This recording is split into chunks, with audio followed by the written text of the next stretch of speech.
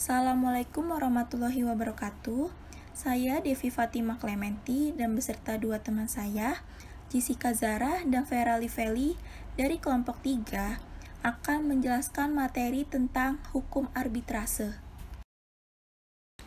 Di sini ada beberapa pembahasan.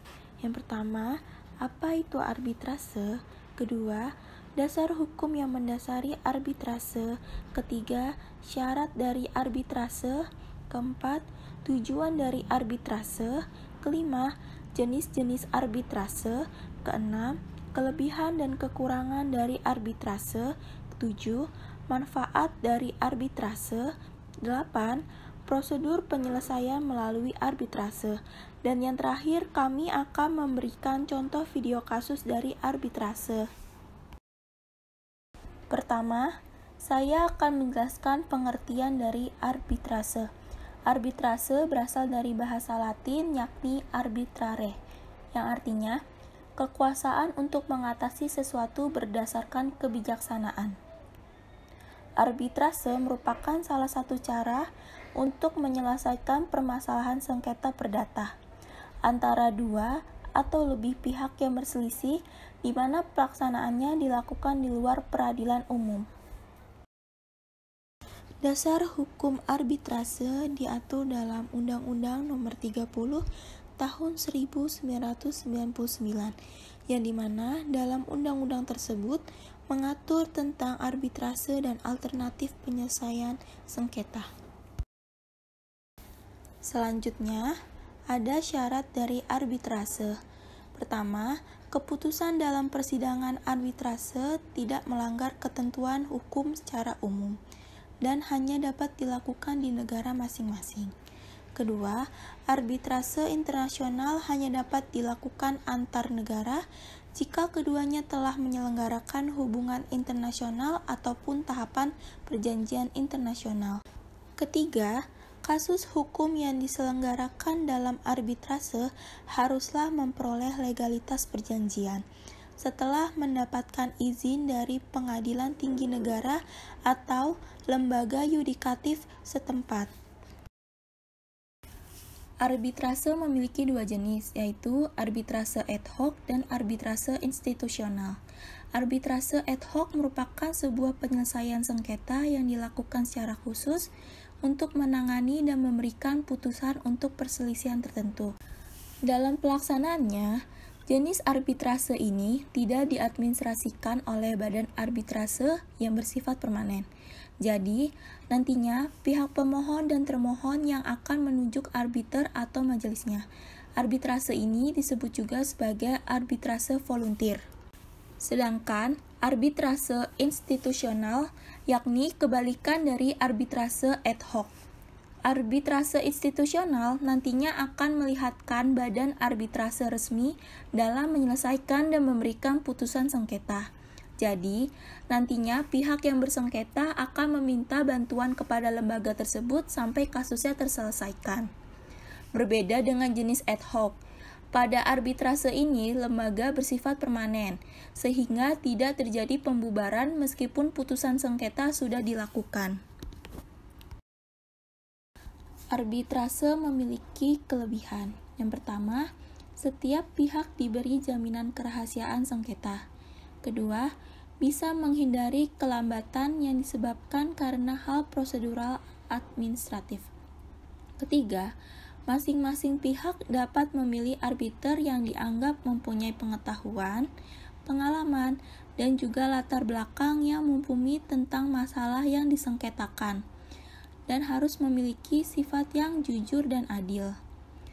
Keempat, setiap pihak bisa menetapkan pilihan hukum untuk memutuskan masalah dan juga proses tempat diselenggarakannya arbitrase, dan putusan arbitrase yang mengikat para pihak dengan melalui tata cara atau prosedur yang sederhana ataupun secara langsung dapat dijalankan.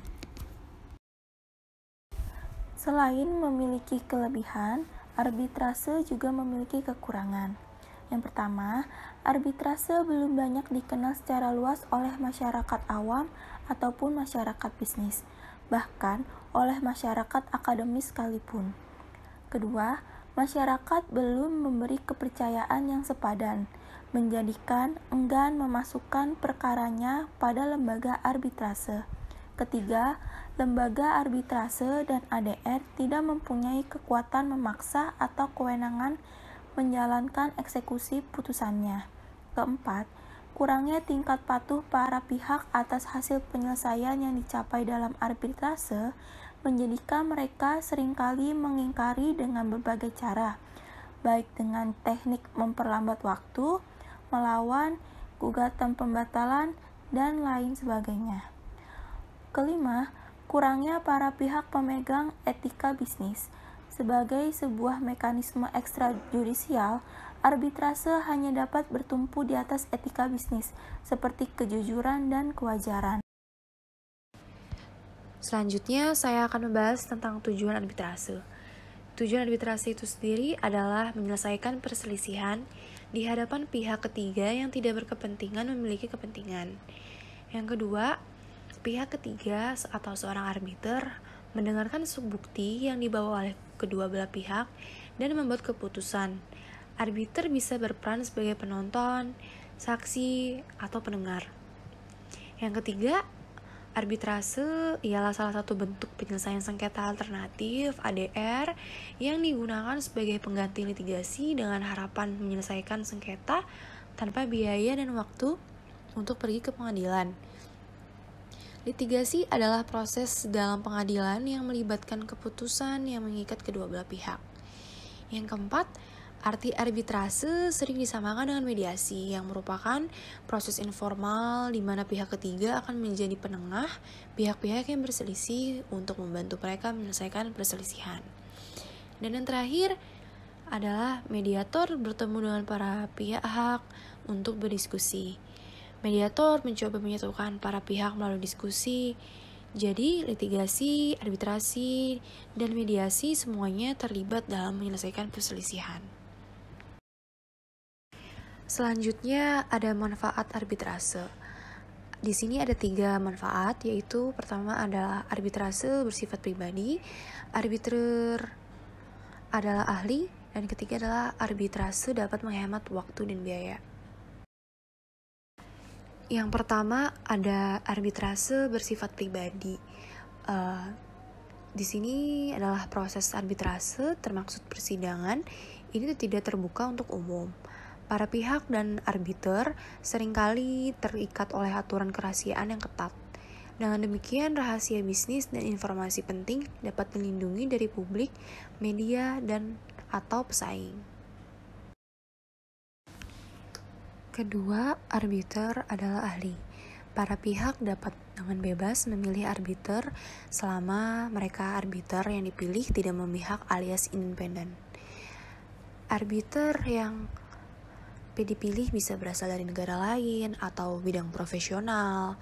Hal ini akan menjamin arbiter memiliki ahlian profesional dan mampu menangani perselisihan atau persengketaan. Yang ketiga adalah arbitrase dapat menghemat waktu dan biaya. Prosedur yang dibuat khusus dan tidak adanya proses banding dan atau peninjauan ulang memberikan peluang untuk proses arbitrase diselesaikan dalam waktu yang relatif singkat. Biaya yang harus dikeluarkan dapat lebih hemat. Di sini ada prosedur penyelesaian sengketa melalui arbitrase. Yang pertama adalah prosedur pendaftaran, lalu penunjukan arbiter, lalu tanggapan termohon, tuntutan balik, hingga sidang pemeriksaan. Ya, di sini saya akan membahas tentang prosedur pendaftarannya. Prosedur pendaftaran arbitrase adalah berdasarkan dengan persetujuan antara dua belah pihak. Sebelum berkas permohonan dimasukkan, pemohon harus lebih dahulu memberitahukan termohon bahwa sengketa akan diselesaikan melalui jalur arbitrase. Surat pemberitahuan ini wajib diberikan secara tertulis dan memuat lengkap informasi seperti yang tertuang pada Undang-Undang Nomor 39 tentang arbitrase pasal 8 ayat 1 dan 2, yakni nama dan alamat lengkap pemohon dan termohon, penunjukan klausa arbitrase yang berlaku, perjanjian yang menjadi sengketa, Dasar tuntutan, jumlah yang dituntut apabila ada, cara penyelesaian sengketa yang dihendaki, dan perjanjian tentang jumlah arbiter. Atau jika tidak memiliki perjanjian ini, pemohon dapat mengajukan jumlah arbiter yang dikehendaki dan harus dalam jumlah yang ganjil. Penunjukan arbiter ini juga dapat diserahkan kepada ketua bani atau melalui pengangkatan ketua pengadilan negeri. Yang kedua, penunjukan arbiter.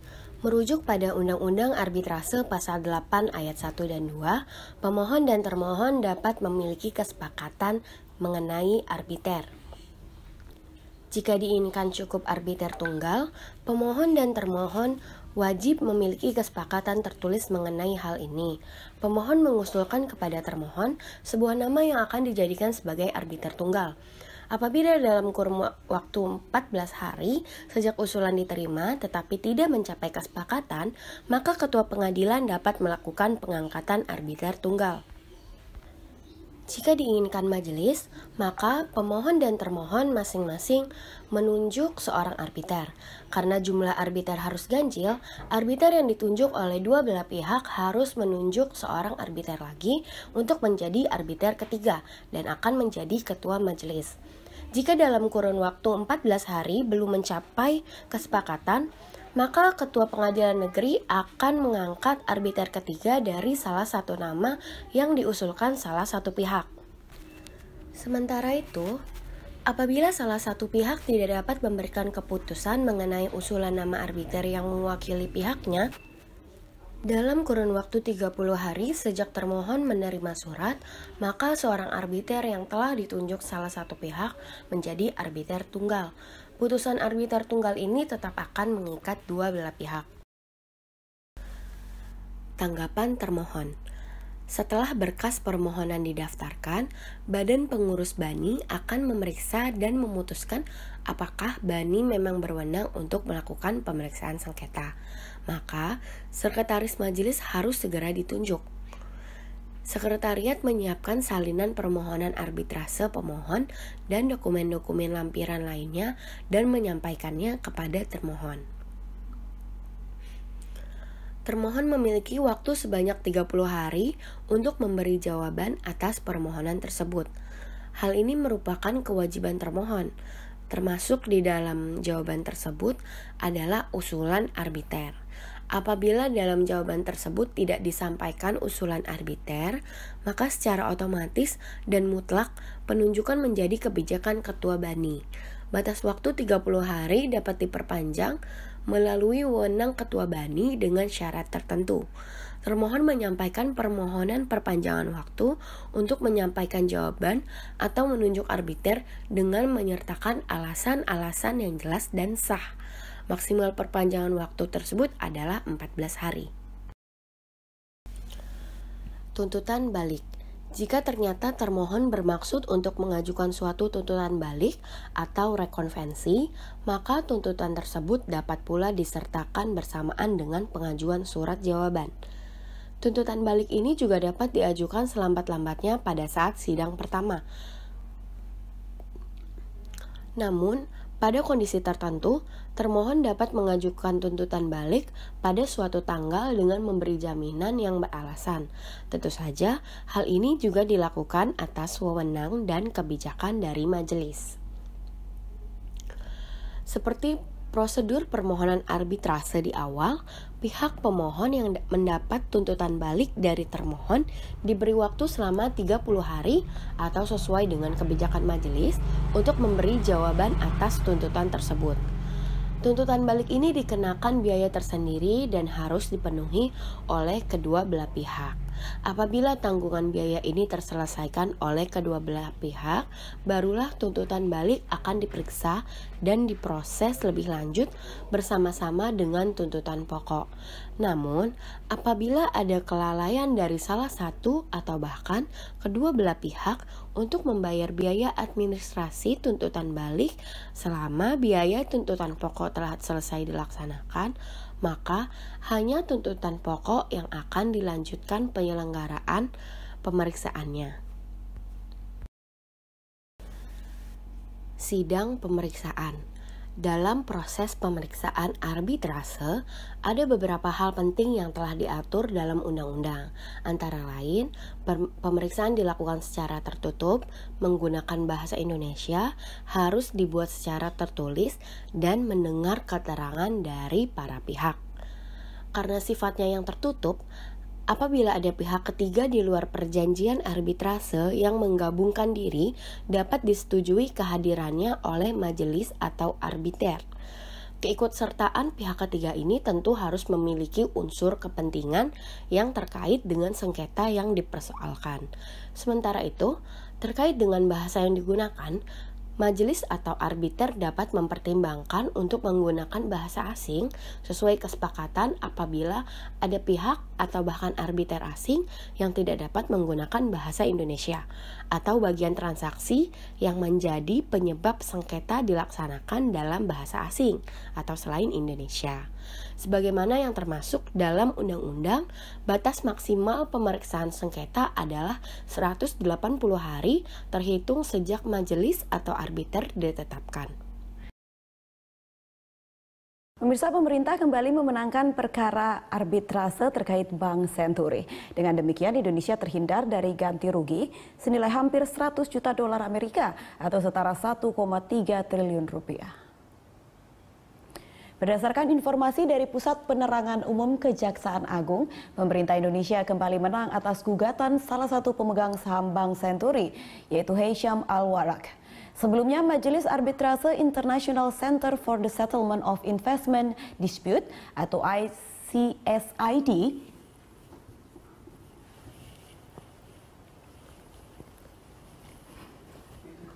juga memenangkan pemerintah Indonesia dalam gugatan yang diajukan oleh Rafat Ali Rizvi. Sebelumnya, Kejaksaan Agung mengajukan tuntutan pidana terhadap investor Bank Senturi, Hisham dan Rafat yang melarikan uang senilai lebih dari 300 juta dolar dari Bank Senturi. Keduanya justru menuntut balik pemerintah atas ekspropriasi sahamnya di bank yang kini bernama Bank Mutiara tersebut. Contoh kasus arbitrase pemerintah Indonesia dan Hisham Al-Warraq. Pada 15 Desember 2014, ICSID memenangkan Indonesia terhadap gugatan salah satu pemegang saham Bank Senturi, Hisham Al-Warraq. Ini merupakan kemenangan kedua Indonesia dalam kasus terkait, yang sebelumnya berhadapan dengan mantan pemilik saham bank yang sama, Rafat Ali Rizvi.